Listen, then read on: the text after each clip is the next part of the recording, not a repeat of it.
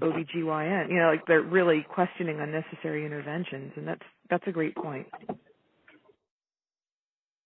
Can I just ask you one question relative to some of the other competitors?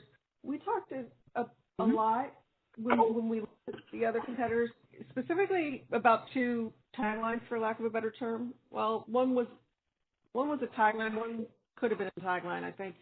I think it was genomic health, life changing, and the other was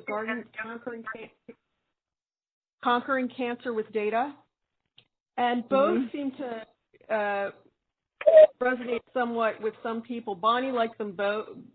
Both. She thought genomic health was brilliant. Life changing. The people across the table, particularly Julia, thought conquering cancer with data. She wishes we could have that one. For example.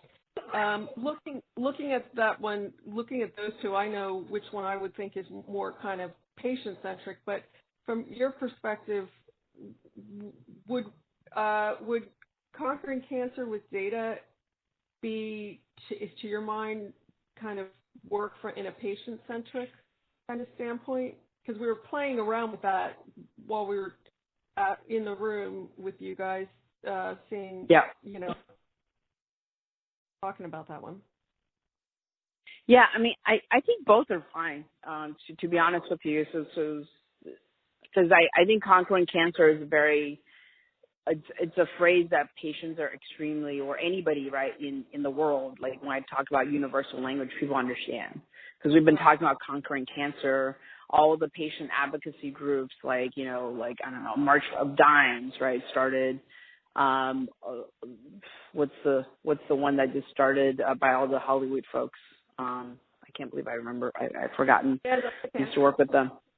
Stand Up to Cancer, right? Like all of these it's all about conquering cancer. It's about curing cancer, conquering cancer, whatever the phrase. So I think it's fine. And with data, everybody knows what data means, is information, right? And I think we're a little bit more sophisticated than data, so I'm not the biggest fan of the word data, but you completely understand what it means, right? It's not evidence. It's like, what the hell does evidence mean? But I know what data means. So. Right. I mean, evidence, you're not like, well, why wouldn't you? Yeah, exactly. Right, okay, so that's a good point. And as like, I don't know if you've seen A Good Place, right? So to the TV show The Good Place, like this guy who always like gets like he's a petty criminal, right? He's like, evidence, that's a bad thing. Right? Yes. I think it's all up to your interpretation of what evidence means. Right. But I know everybody knows what data means. Mm-hmm. So.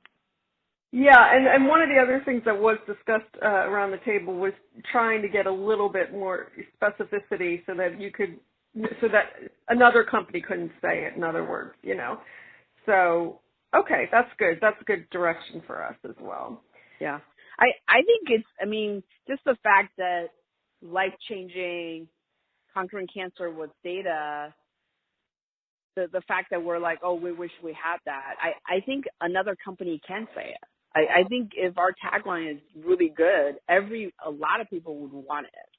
So I don't necessarily think that should be a criteria that nobody else can say that, because if that's the case, then, ours is going to have to be super esoteric, right, and super specific. I don't necessarily think that needs to be the case. It's just that it's so good and so compelling that, everybody will want it. Mm-hmm. That's a really good point. Yeah. That's a really good point. It's the positioning that has to be a little bit more differentiated, but the tagline itself can just, plenty of taglines you wish you had. And you could pick another industry and wish you had that tagline. Yeah. So what specifically, are you thinking about kind of coming up with a tagline in addition to positioning? Well,